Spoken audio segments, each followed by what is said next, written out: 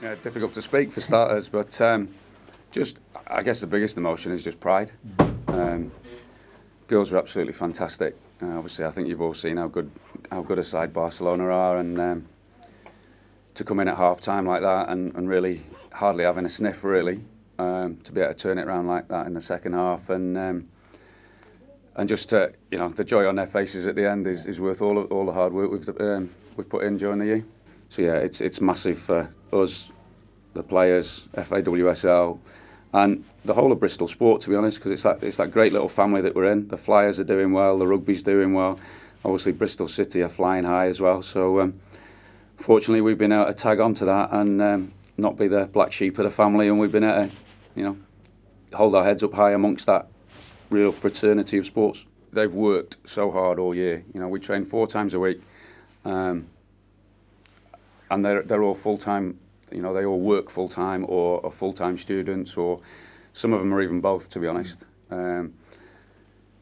So games like this are really the payback, I guess, that we can give them, and hopefully they see that it's worth all that effort they put in during the year to be able to have nights like tonight. And how nervous, how's your heart going in that last 10 minutes? Yeah, obviously with the away goal rule and everything potentially coming into it, yeah, it was pretty nerve-wracking, to be honest, last 10 minutes. But we made a couple of substitutions, and 1 or 2 smart players who managed just to take it in the corner and waste a bit of time for us. But with a side as good as Barcelona, it's always going to be nervy, because you always fancy they'll get that one last chance, however little time there is. And I think we had a clearance off the line towards the end, a header. So yeah, the final whistle was a bit of a relief, to be honest. Yeah, I can imagine so. And what a turnaround from the first half, when frankly you were chasing shadows a bit, to the second half you were really creating lots of chances. Yeah, we changed 1 or 2 things. We talked on Tuesday about trying to play higher up the pitch, but we just went a bit too far that way and got the gaps between the front 2 and the midfield 4 just got a little bit big, and they're good enough to pick us off. So we adjusted that slightly. Obviously brought Laura Del Rio on and went to a midfield diamond, which just forced them to play longer, which they obviously don't like doing.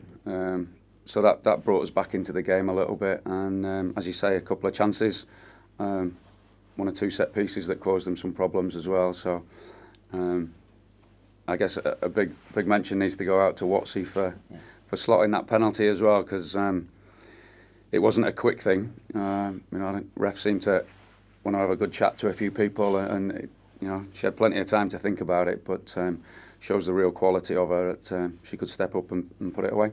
And just put the result into context a little bit for the club. What does this mean to Bristol Academy?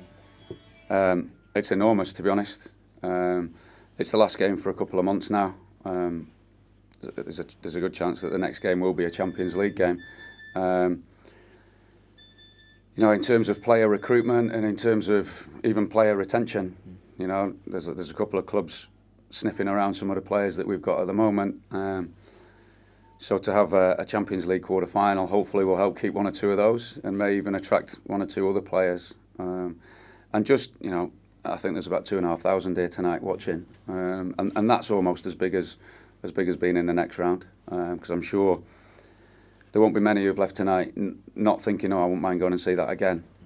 Just from the endeavour that the girls put in. They're real honest football players, and fantastic young women as well, to be honest. So I'm sure, hopefully, we'll get a few more of those out at Stoke Gifford or back here for the next round.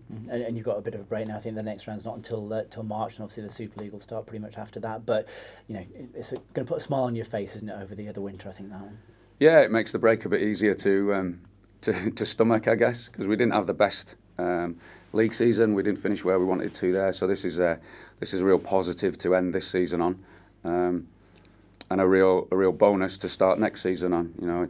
It's a real high for all the players and the club. Yeah, and there's been 1 or 2 joking that it's been worth it just to see a smile on my face, because I'm not the most jovial of people. So yeah, even for me, it can be a smile tonight.